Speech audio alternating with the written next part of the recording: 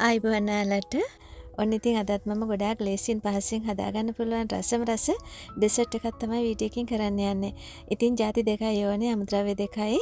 ඔයාලට මේ විදිහට ලේයර්ස් 3කට වෙන් වෙන්න මේක ලස්සනට රසට හදාගන්න පුළුවන්.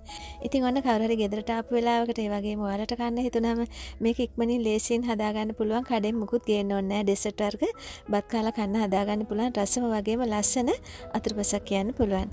ඉතින් මේක මාස්මෙලෝ වගේ ස්පොන්ජ් ගතියට තියෙනවා. ඒ වගේම තමයි ඊටත් වඩා රසයි. අපි යමු දැන් මේක හදාගන්න විදිහ බලන්න. ඉතින් ඉස්සෙල්ලාම මම මේ පුඩින් එක දාන භාජනය සූදානම් කරගන්නවා. මම මේ පුඩින් මොල්ඩ් එක අරගන්නේ පොල් තෙල් ටිකක් ගාලා ඒක ලැහැත්ති කරගත්තාම ලේසියි. ඔයාලට වලගාව තියෙන එකක් අරගන්න, ප්ලාස්ටික් එකක් වුණත් කමක් නැහැ. ටිකක් කොටු හැඩයට වගේ එකක් ගත්තොත් ඔයාලට මේක ලස්සනට කොටුවට කපලා ගන්න පුළුවන් මාස්මෙලෝස් වගේ. ඉතින් මම මෙතන කිරි අරගන්නවා. ෆ්‍රෙෂ් මිල්ක් මම ගන්නෙ කඩේ තියෙන ඒවා. ඔයාලට එළ කිරි එහෙම නැත්නම් පොල් කිරි වුණත් මේකට අරගන්න පුළුවන්, කිසිම ප්‍රශ්නයක් නැහැ. ඊට පස්සේ මම කිරි ගත්තේ මිලිලීටර් 400යි. ඒ කියන්නේ පිරිසි අඬු කෝප්පෙන් මේ විදිහට පුරවලා දෙකක් ගත්තම හරි. ඉතින් තව ඕන වෙනවා ජෙලි පැකට් එකකුත්. ඔයාලට කැමති ෆ්ලේවර්ඩ් එකකින් කැමති පාටකින් ජෙලි එකක් අරගන්න. මම ස්ට්‍රෝබෙරි ජෙලි එකක් ගත්තේ, ජෙලි පැකට් එකක් ග්‍රෑම් 100 එකක්. ඊට පස්සේ මම කිරි ටික ලිපේ තියා ගන්නවා. ලිපේ තියලා හොඳට හැඳි ගාලා උතරන්න අරින්න ඕනේ මේක.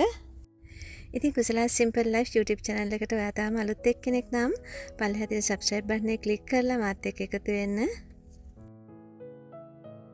ඉතින් මේක මේ විදිහට ටිකක් වෙලා උතරව ගන්න ඕනේ, විනාඩි 3ක් විතර. ඊට පස්සේ මම ජෙලි පැකට් එක කඩලා දා ගන්නවා.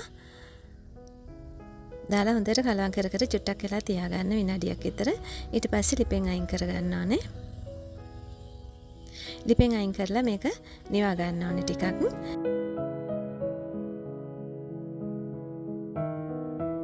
නිවාගෙන ඊට පස්සේ ඔයාලට පුළුවන් මේක මේ වගේ ඉලෙක්ට්‍රික් බීටර් එකකින් බීට් කරගන්න. ඉතින් පහසුම දේ මම කිව්වේ මේ ඔයාලට වික්ස් එකකින් උනත් කරගන්න පුළුවන්. එහෙම නැත්නම් බ්ලෙන්ඩර් එකේ උනත් කරගන්න පුළුවන්. බ්ලෙන්ඩර් චායකට දාලා විනාඩි 4-5ක් විතර මේක නැවත බ්ලෙන්ඩ් කරගන්නත් පුළුවන්. මම මේ විදිහට විනාඩි 6-7ක් විතර බීට් කරගත්තා. මේ බීට් කෙරිල්ලෙන් තමයි හොඳට ස්පොන්ජ් ගතියට මේක හදාගන්න පුළුවන් වෙන්නේ. ඊට පස්සේ දැන් හරි මම විනාඩි 8ක් විතර මේක බීට් කරගත්තා.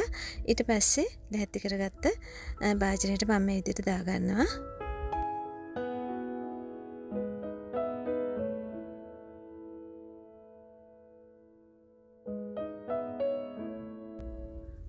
දාලා පොඩ්ඩක් ලොකු පෙන කැට තියෙනවා නම් පොඩ්ඩක් ඒක නැති කරගන්න මේ විදිහට.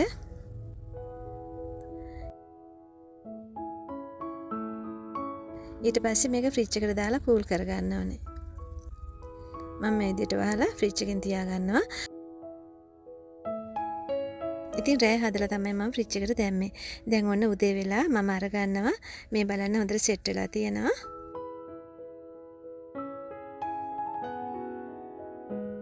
ඉතින් මේක හරි ලස්සනයි. ලේයර් 3කට වගේ තියෙනවා. මේ බලන්නකෝ, තට්ටු 3කට තියෙනවා.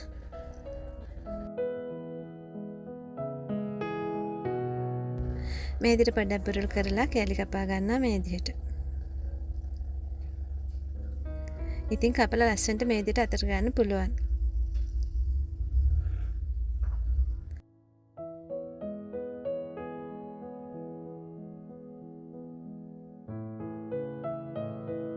ඉතින් ඔයාලට මේක වෙනම භාජනයකට දාගන්න පුළුවන්, කැටේට අරගෙන මේ විදිහට. එහෙම නැත්නම් මේ භාජනයෙම තියලා කන්න ගන්නත් පුළුවන්. ඉතින් මේ බලන්නකො හරිම ලස්සනයි මේක. ඒ වගේම ගොඩක් රසයි මේක. කිරි ජෙලි අපි වෙන්දර ජෙලි හදන්නේ වතුරෙන්නේ. අද මේක කිරි වලින් දිය කරපු ඉඳ හරිම රසයි. ඉතින් දැන් හරි. ඔයාලත් හදලා බලන්න, ලේසි පහසු සරල පුඩින් එකක් අමුද්‍රව්‍ය දෙකේ. ඉතින් මම කාලත් බැලුවා, හරිම රසයි. ඔයාලත් හදලා බලන්න. ඉතින් නැවත මේ වගේ වීඩියෝ එකකින් අපි හමු වෙමු. ගිහින් එන්නම්. සුබම සුබ දවසක් ඔයාලා සියලුම දෙනාට.